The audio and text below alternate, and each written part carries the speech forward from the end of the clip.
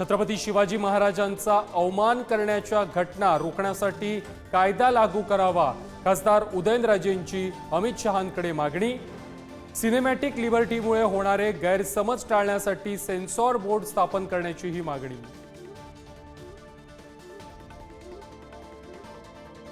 शिवरायांचा अपमान करणाऱ्याला टकमक टोकावरून ढकललं पाहिजे, मुख्यमंत्री देवेंद्र फडणवीस यांचं वक्तव्य।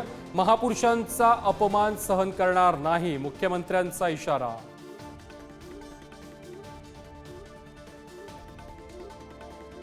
स्वतःला आलमगीर म्हणवणाऱ्याची इथेच कबर खोदली गेली, गृहमंत्री अमित शहांचं औरंगजेबाच्या कबरीवरून महत्त्वाचं वक्तव्य।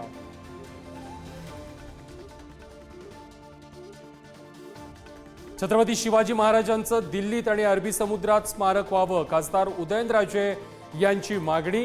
स्मारक होण्यासाठी युद्धपातळीवरती प्रयत्न करणार, मुख्यमंत्री फडणवीसांचं आश्वासन।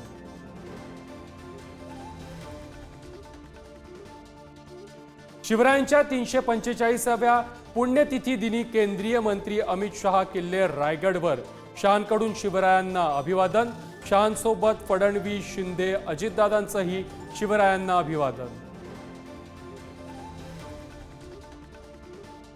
अमित शहांच्या दौऱ्यादरम्यान रायगडच्या पालकमंत्री पदावरून शिंदेंची शिवसेना आक्रमक, भरत गोगावलेंना पालकमंत्री न केल्यास मोठा उठाव होईल। शिंदेंच्या शिवसेनेचे आमदार महेंद्र दळवींचा इशारा, महायुतीतील पालकमंत्रीपदाचा वाद शिगेला। राज्यासह देशभरात आज हनुमान जयंतीचा उत्साह, पहाटेपासूनच मंदिरांमध्ये दर्शनासाठी भाविकांची गर्दी। राज्यभरामध्ये विविध धार्मिक कार्यक्रम आणि शोभायात्रांचंही आयोजन। संगमनेर शहरामध्ये हनुमान जन्मोत्सवाला गालबोट, हनुमानाचा रथ ओढण्याच्या मानापमानावरून धक्काबुक्की, मंदिर संस्थान आणि ढोलताशा पथकामध्ये राडा।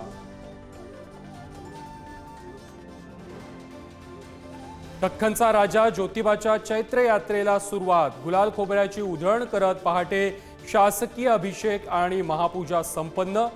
तर दुपारच्या सत्रामध्ये पालकमंत्री प्रकाश आंबेडकरांच्या हस्ते सासनकाठी मिरवणुकीला होणार प्रारंभ।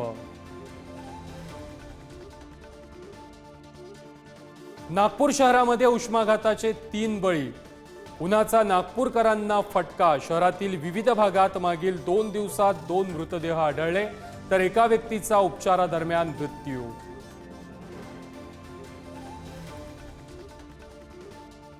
पश्चिम रेल्वेवरती आज रात्रकालीन जम्बो मेगा ब्लॉक, माहीम ते वांद्रा स्थानकादरम्यान पुलाचा गर्डर टाकण्यासाठी ब्लॉक, 334 लोकलच्या फेऱ्या रद्द।